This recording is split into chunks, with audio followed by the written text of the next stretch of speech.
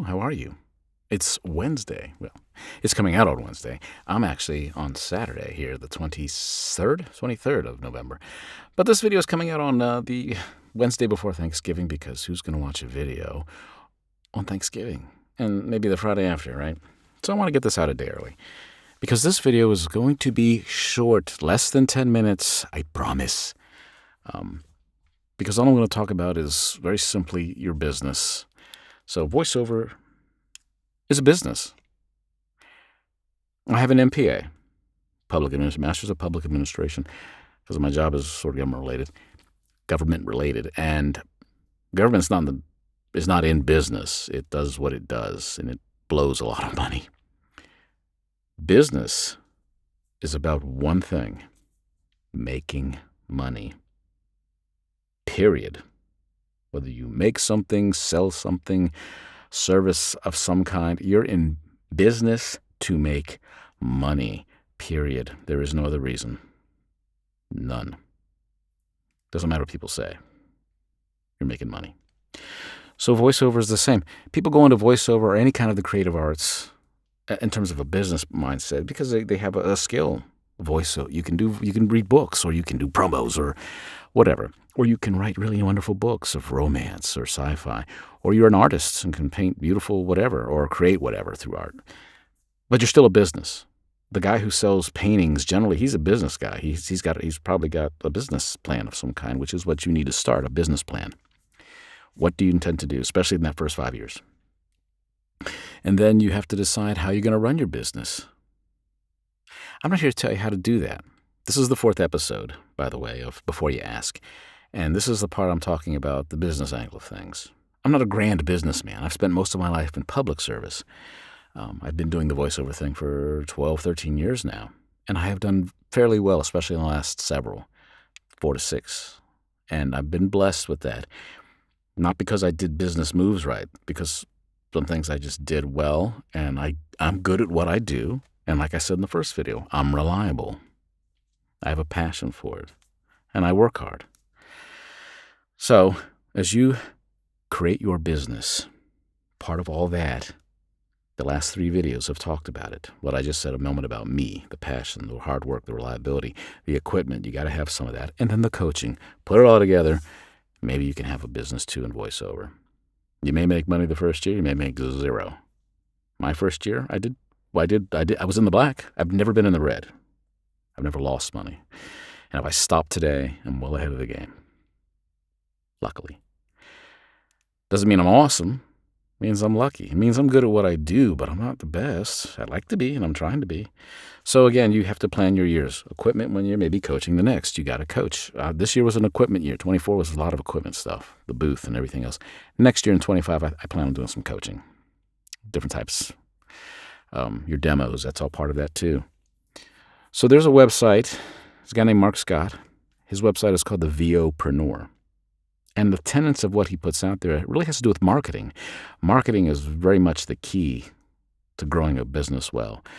Search engine optimization, or SEO, if you have a website, things like that, keywords, stuff like that. There's all kind of tricks to marketing, but marketing is really the key.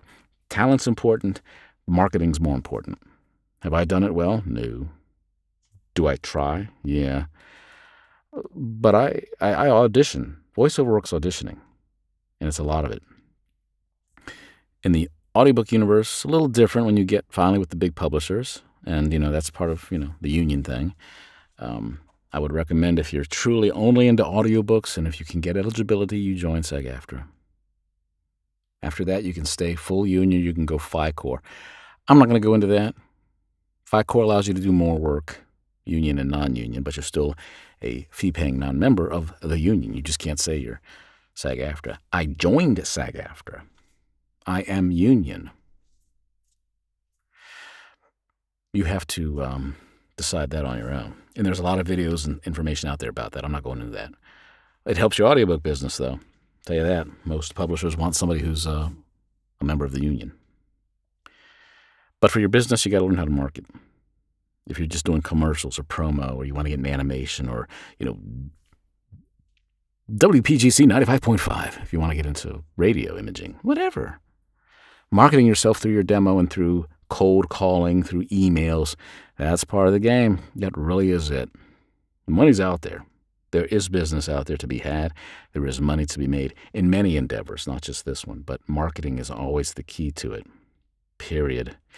And that's what this last video is about, how to do your business in the most basic way, because I'm not the business expert. What I did way back when I started, because I was committed to it, I worked overtime hours in the job I work because I have a full-time career that I'm in the twilight of, but I got money enough to get basic equipment to start and coaching. I opened a business checking account, savings account. I got a credit card for the business, name it my business. Here in Virginia, I got an LLC for my business. Some people say you don't have to do all that. Fine, they don't have to. I did because I wanted everything separate, legit, on the money. I have a TIN, which is a taxpayer identification number, separate from my Social Security number, but tied to it. So if I use that instead of my social for a W-4, it's fine. I still get taxed, or IRS still knows I made money. I pay quarterly taxes because you have to. You get hit with like a self-employment tax. Even if you have a full-time job and you make money doing this, you're going to get hit with a self-employment tax. I file everything. I want to be above board. I'd rather pay too much and be ahead of the game than not pay enough and get audited or something. That's me. Do I have an accountant? No. Will I have one before the next couple months is up? Yes. For many reasons. I should have always had one. My wife and I should have. We don't. We will. Because it gets complicated, especially when you're doing well. I can't predict how somebody's business is going to go. I can predict how it will go if you don't keep track of things, and it won't go well. You have to have the passion. You have to have the reliability. You have to have the hard work. And that's not just in the skill you're developing as a voiceover artist, but it's also in the development of the business, the plan, the paperwork, keeping your receipts, keeping track of what you spend, not going crazy with what you spend, Yeah, I have some toys here, but I don't go crazy. Yes, could I drop $3,700 on a brand new Neumann U87 AI tonight? I could. I could easily do it. And I, would probably get yelled at by my wife. But I don't need to, because the equipment I have is good. It's quality equipment. Why should I waste more money, If I try to get new mics, which, my Roswell here, it's reasonably priced, and I've talked about that. Don't got to spend $1 million to get nice equipment. You really don't, depending on what you want. But this mic does a job. It really does, I think. And then, of course, my shotgun, my 416 is, that was almost like like I had to. But that's me, and that was at a different time, and I'm never getting rid of it. It's going to stay with me forever until something happens. So, business-wise, I'm going to leave a link for the VOpreneur. This is voiceover-centric, this Before You Ask series. And Before You Ask, I will be doing a video on audiobooks exclusively. It won't be super long, and it's not going to be a series and a course of, send me your audio. It's just going to be how I got in, what I've done, a little about me, and what you need to do if that's really your passion. And a lot of people like audiobooks. I can tell you right now, though, it ain't a side hustle. None of this is. Audiobooks especially, but I've seen a post very recently, like the one that started this series. How'd I get a gig? Somebody asked a very similar question, but they reasoned why. I need to make some cash on the side. Well, no. Unless you're really awesome, really lucky, and do well, you're not going to make a ton of cash that first year. And I didn't get to where I was making really decent money until like year 3 or 4. It's not a side hustle. You want to go to Home Depot, get a real job. And I mean real, but like you pay check every 2 weeks for working X amount of hours. I do this 7 days a week almost with my full-time job, managing time with my wife when the kids are home, which is now basically because it's Thanksgiving break. It's not a side hustle. I'm telling you right now, if you come in with that mindset, get the hell out, because it's not an easy, I'll make some cash real quick and easy. Nope. It's almost an insult to me because it's hard work. So we're coming up to 10 minutes already. How quick is that? I'll leave a link for the VOpreneur. You need to look at the last 3 videos I put together, decide how to do the research you're going to do the research, and figure out how to set up your business. I can't tell you how to do it. I can tell you what I did. separate business checking, separate business savings, a business credit card, all at the one bank, coaching, equipment, training, stuff like that. And then some marketing. Have I been good at it? No, I could be better at it, a lot better at it. But audiobooks have kept me so busy, and I've been very fortunate and blessed that I haven't had to do that much. I get the jobs offered oftentimes, or I get submitted to do them, and I get them because I'm good at what I do. I am. I'm good at what I do, and I'm lucky because you can be great out there without great marketing, and nothing will happen for you. You can be okay with great marketing, and things will come your way. Business is business. Learn how to run a business. I can't tell you how to run your own business. I can tell you that you just need to work hard to do it. Do the simple steps that I've outlined in these 4 videos. This is the last of the series. I'm not making it to 10. I'm at 11, so I suck, but that's me. I just want to help.